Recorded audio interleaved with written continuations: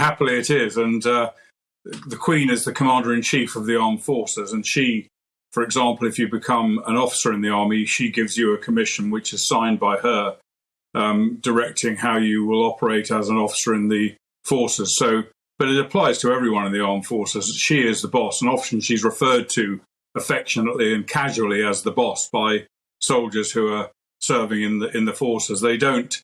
Of course, in reality, they respond to the commands and the decisions of the Prime Minister and the Secretary of State for Defence, but actually they see their boss as being the Queen. Isn't it a wonderful system that we developed all those years ago? That in a way, it does help prevent governments that might go rotten from using the armed forces against their citizenry. I think it does to some extent, and also it allows soldiers, and soldiers come from every political persuasion. They may not like the government of the day, they may be left or they may be right, whatever. They may not like the decisions, but ultimately they know that their boss is someone who's not political, somebody who rises above all of that, as they have to do.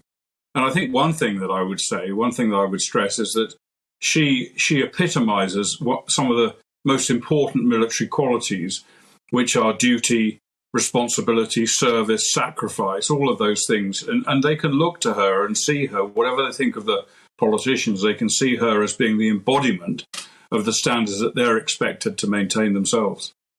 Yes, no, I agree with all of that. And values, Richard, that some consider to be old-fashioned, but in many ways values that made our country the great country that it was. And if it's going to be again, it needs to rediscover some of them, in my opinion.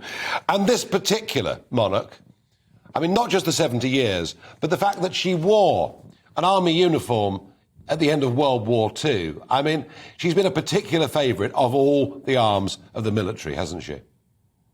She has. And she said, I think it was in 1957, in her the first televised Christmas speech, she said, "I cannot lead you into battle," which was, of course, true. And she went on to explain what she would do. But the fact is that she was leading us, those of us who fought for the country, into battle because of her inspirational position that she held. And particularly as she got older in recent years, I think members of the armed forces have seen how much she is prepared to give right to the very end. And it's something that's expected of them as well. So I think it's she has been a really, truly inspirational figure for not just, of course, for the armed forces, but I think in particular for members of the armed forces.